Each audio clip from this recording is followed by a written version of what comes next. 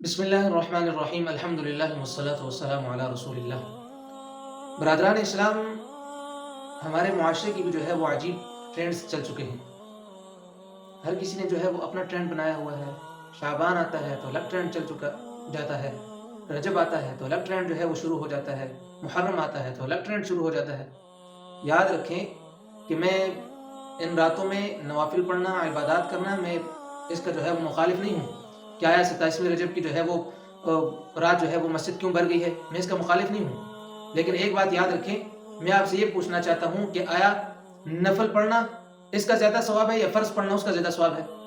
تو آپ کا جواب یہی ہوگا کہ جو فرض پڑھنا ہے اس کا زیادہ ثواب ہے۔ تو پھر میں یہ پوچھتا ہوں کہ آیا فجر کی نماز فرض ہے کہ نہیں ہے؟ تو آپ کا جواب ہوگا کہ بالکل فرض ہے۔ ظہر کی فرض ہے کہ نہیں ہے؟ آپ کا جواب ہوگا کہ ہے۔ اسی طرح عصر کی، مغرب کی، عشاء کی۔ تو میں پوچھنا یہ چاہتا ہوں کہ یہ جو 5 نمازیں فرض ہیں جن کا اللہ رب العزت نے ایمان والوں کو حکم دیا ہے کہ یہ 5 نمازیں ان کے وقت پر ادا کرنی ہیں، تو بتاؤ ان نمازوں کے اندر یہ لوگ جو 27ویں رجب کی شب کو آ کر مسجد میں گھس جاتے ہیں اور اللہ کے سامنے بڑے گڑگڑانا شروع کر دیتے ہیں، یہ ان 5 نمازوں میں کہاں ہوتے ہیں؟ آج کی رات کے اندر جو عبادت ہے تو یہ نفل عبادت ہے نا۔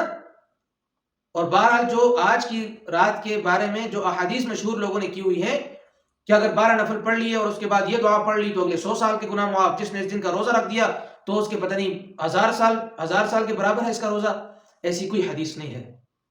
اور حافظ ابن حجر اسقلانی رحمۃ اللہ علیہ انہوں نے اس کو رد کیا ہے، اس کو باطل قرار دیا ہے، موضوعات روایت قرار دیا ہے۔ ہم کون ہوتے ہیں کہ بس کسی کی باتوں پر جو ہے وہ ہم کان دھریں اور فوراً جو ہے ہم اس پر عمل پیرا شروع کر دیں، عمل پیرا ہونا شروع ہو جائے؟ میرے عزیز دوستو، ہم جو ہے وہ شارٹ کٹ راستہ ڈھونڈ رہے ہیں۔ اتنا بھی شارٹ کٹ نہیں ہے جتنا ہم نے سمجھ لیا ہے۔ فرائض کو تو ہم نے چھوڑ دیا ہے، باقی 5 نمازوں میں آپ کو ماشاءاللہ ایک سب بھی نظر نہیں آئے گی، لیکن اس رات کو دیکھ لیجئے اور 15 شعبان کی جو ہے وہ پھر رات کو دیکھ لیجئے، اور اسی طرح جو اور مختلف 2-3 راتیں آتی ہیں ان میں دیکھیے تو ماشاءاللہ مسجد بھری ہوتی ہے۔ تو کیا بس فرائض کی اتنی اہمیت ہے اور ان راتوں کی جو ہے فرائض سے زیادہ اہمیت ہے؟ ایسا نہیں ہے دوستو۔ یہ نبی علیہ الصلوۃ والسلام کی طرف جو غلط باتیں منسوب کر کے امت کو جو دھوکہ دیا جا رہا ہے نا، یاد رکھیں جو لوگ اس طرح کے کام کر رہے ہیں وہ کوئی امت کو سیدھے راستے پر نہیں لگا رہے، بلکہ وہ اپنی بھی آخرت خراب کر رہے ہیں اور یہ دوسروں کی بھی آخرت خراب کر رہے ہیں۔